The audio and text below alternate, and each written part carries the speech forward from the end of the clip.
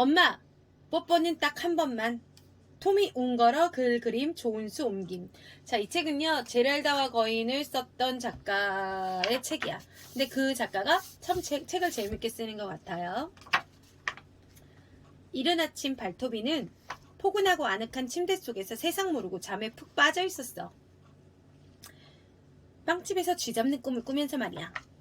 자명종 시계는 울리지 않았어. 어젯밤에 발토비가 죄다 뜯어놨거든. 발토비는 초와 분과 시간이 어떻게 생겼는지 알고 싶었어.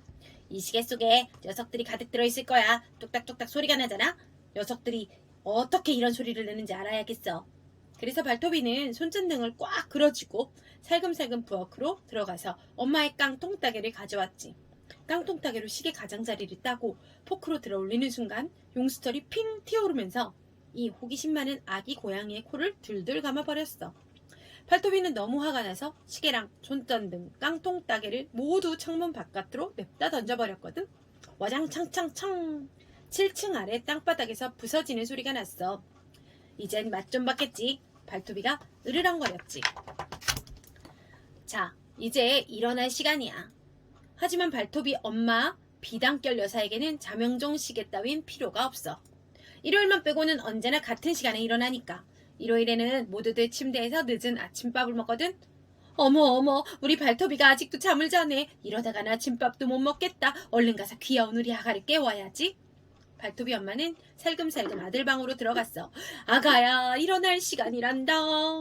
하지만 발토비는 그 소리를 못 들었어. 지금 막 결혼식 케이크 사이로 보랏빛 생지를 몰아가는 꿈을 꾸고 있었거든.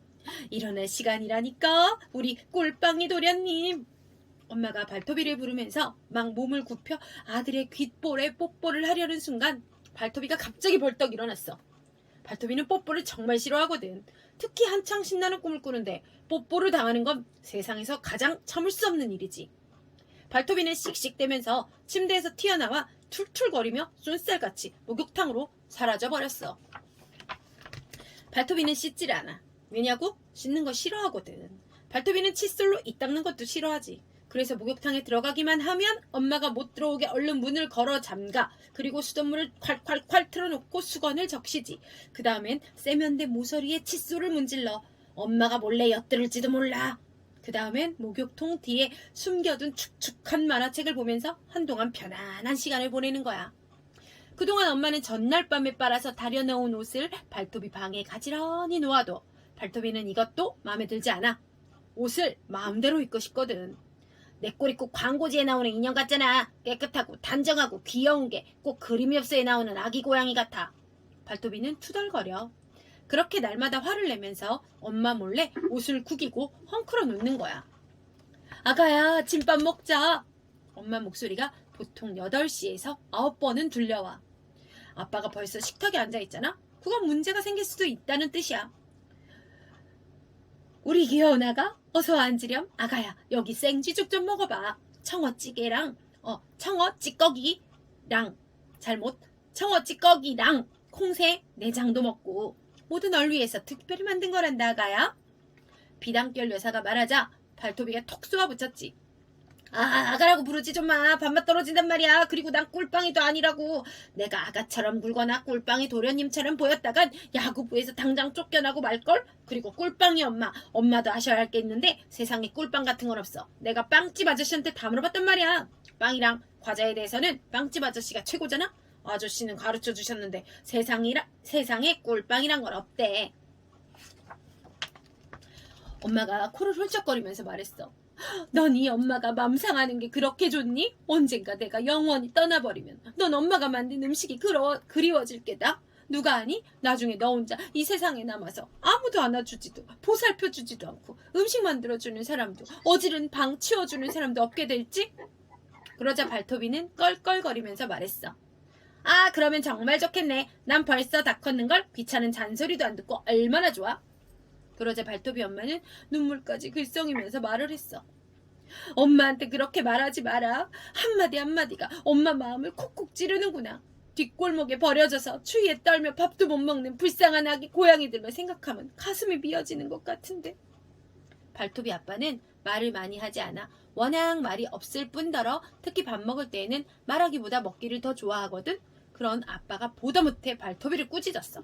아, 그만! 말도 안 되는 소리 그만둬. 한마디만 더 했단 봐라. 나 잘난군. 너도 알아야 할 게 있는데 세상엔 매라는 게 있다. 그게 뭔지 모르겠으면 이 지팡이가 가르쳐 줄 거다.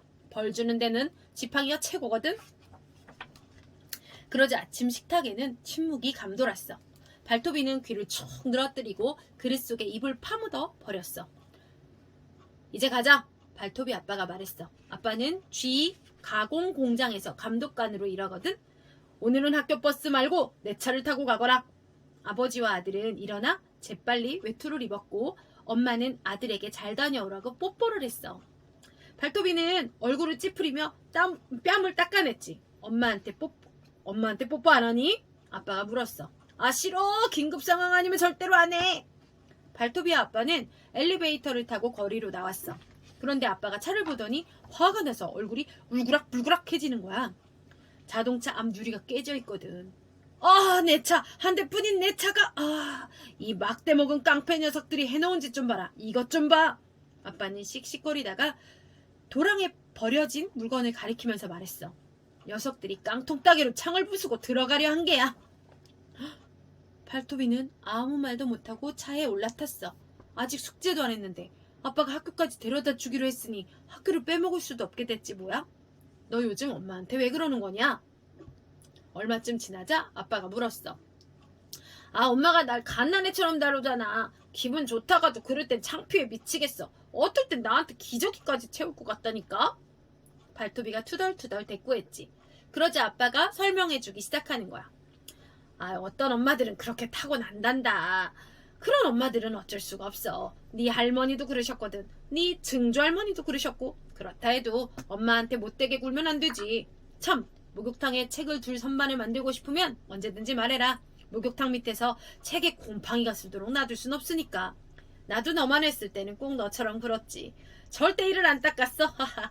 세면대 모서리에 칫솔을 문질러서 모두들 멋지게 속여 넘겼단다. 단 한 사람, 치과 의사만 빼고 말이야. 아직도 내 충치 동굴 속에는 아픔의 메아리가 울려오는구나. 자, 다 왔다 아들아. 나한테는 뽀뽀 안 해도 된다. 오늘 하루 잘 보내라. 발톱이는 차에서 내려 아빠에게 손을 흔들어 인사했어. 아빠를 속일 마음은 없었는데 발톱이는 아빠의 차 유리창이 깨진 것 때문에 진심으로 미안하다는 생각이 들었어. 학교에서 발톱이는 이름난 장난꾸러기야. 반에서는 대단한 사고뭉치고 장난치는 데에는 머리가 아주 잘 돌거든. 모두에게 가려움 가루나 개박칼을 뿌리고 선생님 가방 속에는 산 거미를 넣어두지. 아주 커다랗고 검은 놈으로. 그리고 여자애들 목덜미에 강력풀을 들이붓는 거야. 발톱 위에 사물함은 무기창고야. 그 안에 딱총, 딱딱이, 연기폭탄, 장난감 폭탄, 콩알 딱총 따위가 그득하거든. 한마디로 잠깐 사이에 수업을 망칠 수 있는 건 뭐든 다 있지. 그런데도 발톱이의 성적은 좋아. 아주 잘 돌아가는 머리를 타고났거든. 숙제를 해오지 않았을 때는 거의 대부분이 그런데 먼저 머리를 쓰지. 숙제 검사가 있기 전에 반에서 쫓겨나도록 하는 거야.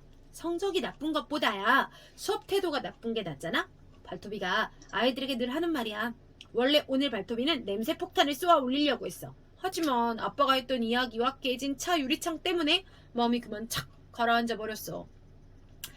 발톱이가 너무 온순하고 고분고분하게 구니까 담임 선생님인 가르랑 선생님이 물었어.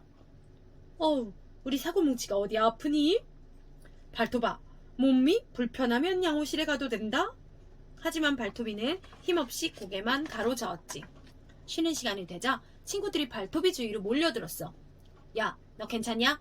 어디 아픈 거야? 뭐야? 무슨 일이야? 우리한테 말해봐. 모두들 한마디씩 물었지. 뽀뽀를 너무 많이 해서 머리가 아파. 발톱이는 순순히 털어놓았어. 뽀뽀라고? 누구하고? 설마 농담이겠지? 날순이하고 달순이야? 혹시 가르랑 선생님하고? 모두들 와르르 한바탕 웃었어. 누가 알아? 교장 선생님하고 뽀뽀했을지 모르지.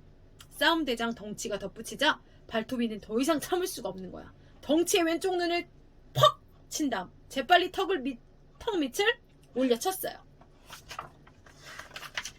눈 깜짝할 새에 둘은 땅 위에 뒹굴었어. 씩씩대고 치고받고 깨물고 핥히고. 친구들은 신이 나서 편을 가르고 내기했어. 덩치 이겨라. 뽀뽀나 한번 먹여라. 발톱아 쳐라! 허리띠 아래로! 비오는 날이라 둘은 완전히 진흙투성이 공으로 변했어. 쉬는 시간이 끝나가는데도 싸움을 계속했지. 덩치 왼쪽 눈은 한껏 부풀어 올랐고 발톱이 왼쪽 귀는 반쯤 찢어졌어. 샘물처럼 피가 솟구쳤지. 가루랑 선생님은 두 싸움꾼에게 소리쳤어. 어허, 우리 사고뭉치는 이제 내 말을 들을 귀가 하나밖에 안 남은 것 같은데. 그 뒤로 잘 들어라. 그 귀로 잘 들어라. 얼른 양호실로 가. 덩치는 발톱이를 잘 데리고 양호실까지 가고. 둘은 아무 말도 하지 않았어. 얼굴이 엉망이군. 담배 한 대 피울래? 필요할 것 같은데. 덩치가 그렇게 말하더니 담배꽁초와 라이터를 꺼내. 허! 이래봬도 거의 새 거야. 어젯밤 오페라 극장 앞에서 주웠거든. 둘은 다시 친구가 되어 화장실로 사라졌어. 연기 속에서 용기를 다지기 위해. 양호실에서는 무시무시한 벌이 기다리고 있었어. 발톱이의 귀를 제자리에 다시 꿰매 붙여야 했거든. 양호 선생님은 엄마처럼 부드러운 손길이라곤 조금도 찾아볼 수 없는 모양이야. 양호 선생님은 빨간 약보다는 요오드 팅크를 좋아하지. 아이고 맙소사. 요오드 팅크는 정말이지 따가웠어. 난 네 녀석들 같은 말썽꾸러기들을 잘 알지. 그렇게 말하면서 양호 선생님은 제일 큰 바늘에 실을 꿰어. 내 약장 속에 누룩뱀을 집어넣은 게 너라는 걸 다 안다. 이 말썽꾸러기 녀석아. 다음번에는 내가 내 귀를 싹둑 잘라내는 기쁨을 맛보게 해주겠지. 길고 슬프고 고통스러운 신음소리가 양호 선생님의 말소리를 뒤덮었어. 양호 선생님은 귀를 다 꿰매고 나서 발톱이의 머리에 거대한 붕대를 감았어. 이런, 네 머리에 빨간 리본을 두르고 가시나무 장식만 하면 크리스마스 선물처럼 보이겠는걸? 두 소년이 멀어져 갈 때 양호 선생님이 낄낄댔어. 저 양호 아줌마 진짜 못됐다. 니네 엄마한테 다 일러버려. 덩치가 위로하듯 말했어. 우리 엄마한테? 네가 몰라서 그렇지. 우리 엄마가 알면 진짜 난리가 날걸? 그러느니 차라리 이 세상의 고통을 죄다 갖는 게 낫겠다. 제발 내 신음소리를 아무도 못 들었으면 좋겠는데. 발톱이가 괴로워하며 말했지. 오늘은 비단결 여사가 장 보는 날이야. 나갈 준비를 하면서 비단결 여사는 생각했지. 학교를 가서 우리 아들을 데리고 같이 점심을 먹어야지. 사르냠냠 식당에서 파는 오늘의 특선 요리가 두더지 내장 전골이던데 우리 귀여운 발톱이가 좋아하잖아. 비단결 여사는 보란듯이 아들을 데리고 다니는 걸 되게 좋아해. 샤르냠냠 식당은 시내에서 최고로 좋은 식당이고 발톱이는 거기서 엄마의 사랑스러운 도련님답게 온갖 융숭한 대접과 관심을 한몸에 받거든. 비단결 여사와 샤르냠냠 여사는 친한 친구 사이야. 수요일 밤마다 함께 카드놀이를 하고 빙고 모임과 볼링 모임도 같이 해. 난 12시 비단결 여사는 학교 앞에서 아들이 나오기만 목을 빼고 기다렸어. 꽃분홍색 원피스에 잘 어울리는 모자와 가방을 들고서. 꽃분홍색은 발톱이가 좋아하는 색깔이거든. 드디어 오전 수업이 끝나는 종이 울리고 학교에서 아이들이 와 하면서 쏟아져 나왔지. 이 시끌벅적한 물결 속에서 비단결 여사가 아들을 찾아 헤매는데 갑자기 붕대를 감은 머리통이 불쑥 솟아오른 거야. 발톱아! 아이고 우리 발톱아! 비단결 여사가 소리를 질렀어. 다친 아들을 보고 비단결 여사는 숨이 멎은 채 막 서 있었어. 덜덜덜덜덜 떠면서. 눈물 범벅이 되어 아들을 친구들 틈에서 찾아내더니 폭포수처럼 뽀뽀를 막 퍼붓는 거야. 우리 귀여운 호랑이 새끼, 쟤네들이 너한테 무슨 짓을 한 거니? 빨리 의사 선생님한테 가자. 병원으로 가자. 엄마가 막 울부짖었어. 택시! 여기요! 택시! 발톱이는 너무 창피하고 화가 나서 몸을 획 뒤돌면서 고래고래 소리를 질렀어.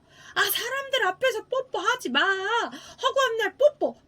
정말 싫단 말이야. 아침에 뽀뽀, 저녁에 뽀뽀, 고맙다고 뽀뽀, 미안하다고 뽀뽀, 뽀뽀해달라고 뽀뽀, 여름 뽀뽀, 겨울 뽀뽀, 미끌미끌 뽀뽀, 끈적끈적 뽀뽀, 질쩍질쩍 뽀뽀. 발톱이는 길거리 한가운데서 크게 소리쳤어. 엄마는 무슨 말을 해야 할지, 무엇을 해야 할지 몰랐어. 쥐구멍이라도 있다면 당장 쥐로 변해서 숨어버리고 싶은 심정이었어. 비단결 여사가 세운 택시가 길가에 서 있었어. 어디가 엄마한테 그 버릇없이 그런 말을 창피한 줄도 모르고! 운전사가 말을 했지.